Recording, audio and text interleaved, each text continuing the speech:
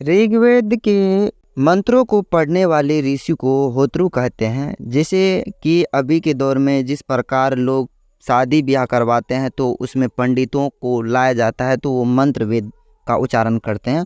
ठीक उसी प्रकार उस समय किसी भी प्रकार के अनुष्ठान के दौरान जब ऋग्वेद के मंत्र को पढ़े जाते थे तो ऐसे व्यक्तियों को होत्रु कहा जाता था। इस वेद से आर्य की राजनीतिक प्रणाली, इतिहास एवं ईश्वर की महिमा के बारे में पुख्ता जानकारी मिलती है। विश्वामित्र द्वारा रचित ऋग्वेद के तीसरे मंडल में सूर्य देवता गायत्री को समर्पित प्रसिद्ध गायत्री मंत्र है, जिसे ऋग्वेद के तीसरे मंडल से लिया गया है।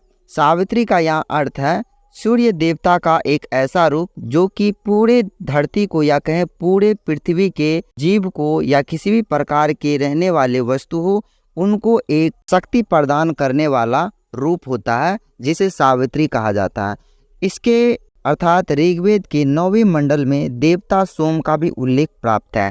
सोम एक अमृत हुआ करता था जिसे पीने के बाद देवता या कहें किसी भी प्रकार के व्यक्ति रोग मुक्त हो जाता था, अर्थात कह सकते हैं कि उन्हें एक शक्ति आ जाता था जिससे वह अपने सही लक्ष्य को प्राप्त कर सकते थे। ऋग्वेद के 8वें मंडल हस्तलिखित ऋचाओं को तिल कहा जाता है। ऋग्वेद का सबसे बड़ा मंडल के बारे में बात करें, इसका मतलब ये है कि ऋग्वेद का सबसे बड़ा भाग के बारे में अगर बात करें तो इसमें 10वां मंडल सबसे बड़ा है।